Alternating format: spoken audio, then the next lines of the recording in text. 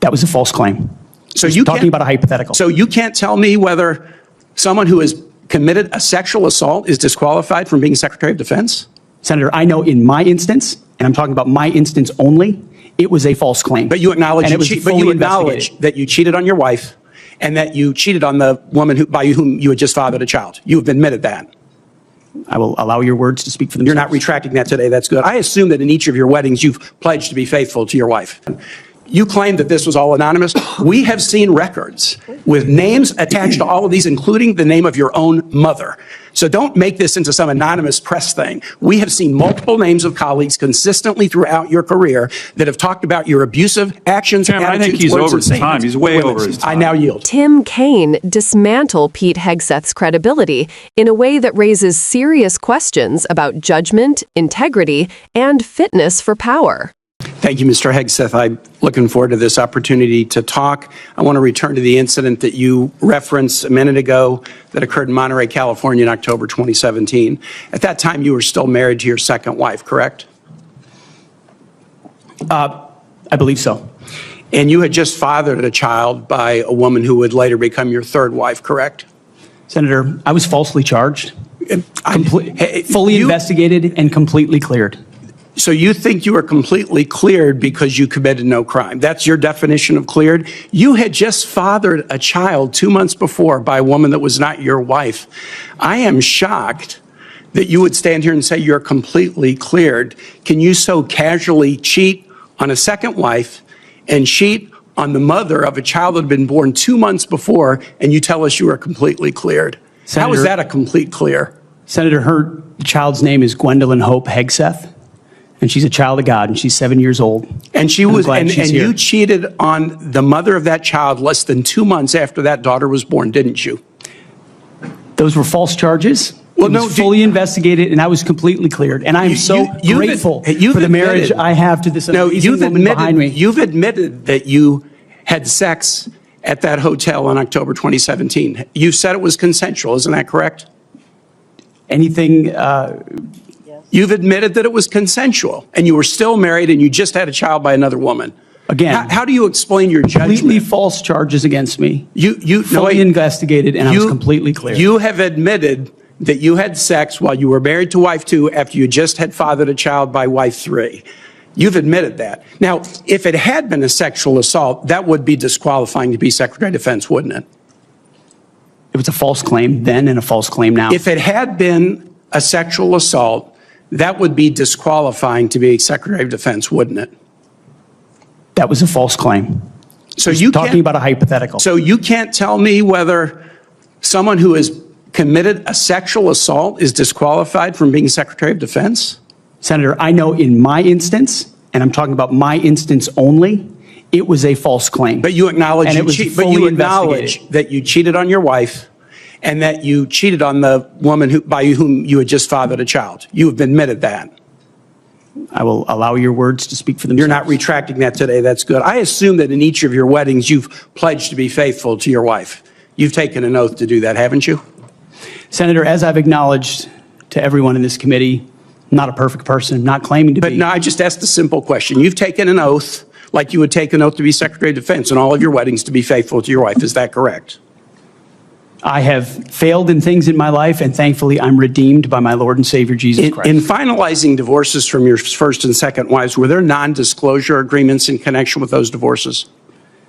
Senator, not that I'm aware of. If there were, would you agree to release those first and second wives from any confidentiality agreement? Senator, it's not something I'm aware of. But if there were, you would agree to release them from a confidentiality agreement? Senator, that's not my responsibility. Did you ever engage in any acts of physical violence against any of your wives? Senator, absolutely not. But you would agree with me that if someone had committed physical violence against a spouse, that would be disqualifying to serve as Secretary of Defense, correct? Senator, absolutely not have I ever done that. You would agree that that would be a disqualifying offense, would you not? Senator, you're talking about a hypothetical. I don't think it's a hypothetical. Violence against spouses occurs every day. And if you as a leader are not capable of saying that physical violence against a spouse should be a disqualifying fact, for being secretary of the most powerful nation in the world, you're demonstrating an astonishing lack of judgment. The incident in Monterey led to a criminal charge, a criminal investigation, a private settlement, and a cash payment to the woman who filed the complaint. And there was also a non-disclosure agreement, correct? It was a confidential settlement agreement off of a nuisance lawsuit. Right. During an interview, you claimed that you settled the matter because you were worried that if it became public, it might hurt your career. Do you maintain that you were blackmailed? Senator, I maintain that false claims were made against me. And ultimately, your attorney those used false the claims, phrase, I have the opportunity to attest my innocence in those false claims. But you didn't reveal any of this to President Trump or the transition team as they were considering you to be nominated for Secretary of Defense. You didn't reveal the action. You didn't reveal the criminal complaint. You didn't reveal the criminal investigation. You didn't reveal the settlement. You didn't reveal the cash payment. Why didn't you inform the commander-in-chief and the transition team of this very relevant event? Senator, I've appreciated every part of the process with the transition team. They have been open and honest with me. We've had great conversations between the two of us. And I appreciate the opportunity that President-elect Trump has given me. You chose not to reveal this, right? Because you knew it would hurt your chances. So you chose not to reveal this really important thing to the commander-in-chief and the transition team because you were worried about your chances rather than trying to be candid with the future president of the United States. Are there any other important facts that you chose not to reveal to the president-elect and his team as they were considering you to be Secretary of Defense? Senator, I sit here before you an open book, as everyone who's watched this process. With multiple non-disclosure and confidentiality agreements tying the hands of many people who would like to comment to us. Much has been made of your workplace behavior as a leader of nonprofit veterans organizations and as a Fox News contributor. Were you fired from either of the leadership positions with the nonprofits? I was the leader. I was the CEO of Concerned Veterans for America and the executive director of Vets for Freedom. Were you fired from either of them? And I was never fired from a veterans organization. Do you have non-disclosure agreements with either of those organizations? Not that I'm aware of, Senator. Many of your work colleagues have said that you show up for work under the influence of alcohol or drunk. I know you've denied that, but you would agree with me, right, that if that was the case, that would be disqualifying for somebody to be Secretary of Defense. Senator, those are all anonymous false claims, and the totality they're not anonymous. The letters on the record here. They're not anonymous. On the record, we've seen records with names Vets attached for Freedom, to them. Concerned Vets for America, and Fox News attributing to me working hard every day on behalf. One of your colleagues said that you got drunk at an event at a bar and chanted, "Kill all Muslims." Another colleague, not anonymous, we have this, said that you took coworkers to a strip club. You were drunk, you tried to dance with strippers, you had to be held off the stage, and one of your employees in that event filed a sexual harassment charge as a result of it. Now, I know you denied these things, but isn't that the kind of behavior that, if true, would be disqualifying for somebody to be Secretary of Defense? Senator, anonymous false charges. They're not anonymous. And I'll just conclude and say this to the chairman. You claim that this was all anonymous. We have seen records with names attached to all of these, including the name of your own mother. So don't make this into some anonymous press thing. We have seen multiple names of colleagues consistently throughout your career that have talked about your abusive actions, Chairman, attitudes, I think he's words, over and his time. statements. He's way over his time. I now yield.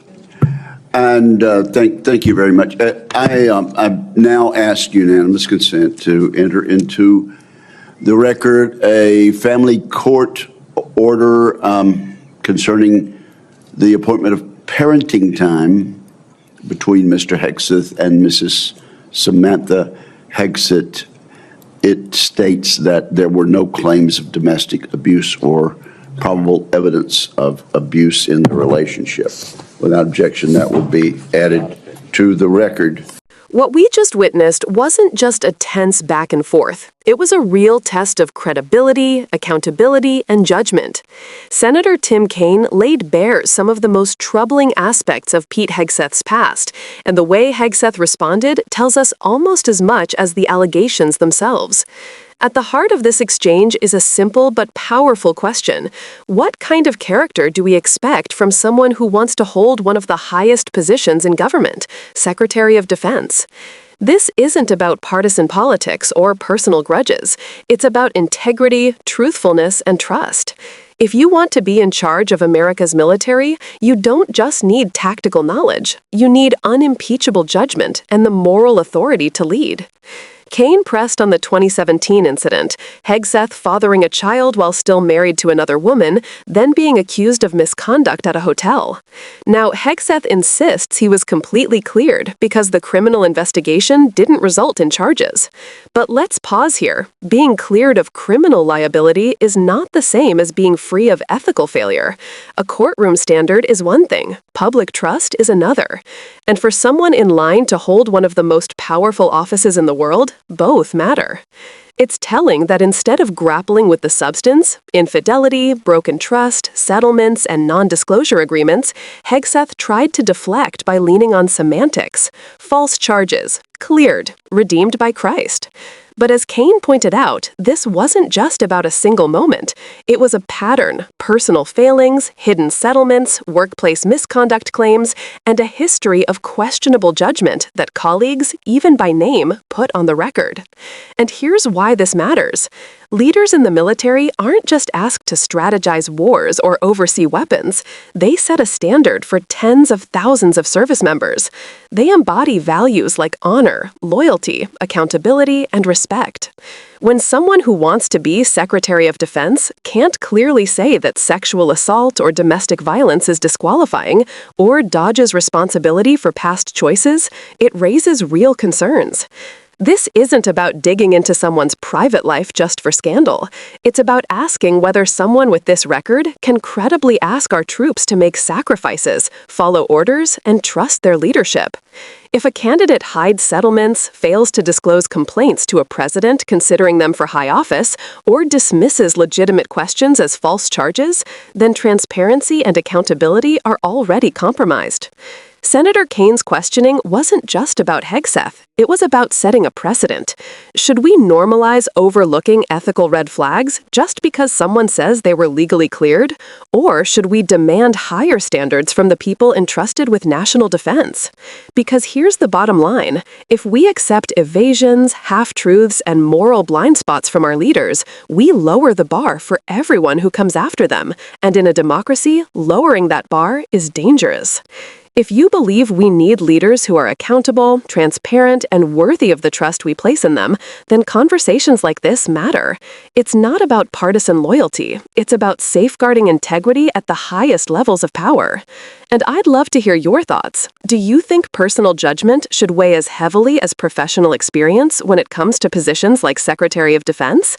Let me know in the comments. And if you want more coverage that digs beneath the surface, make sure you like this video, subscribe, and hit the bell so you don't miss what's next.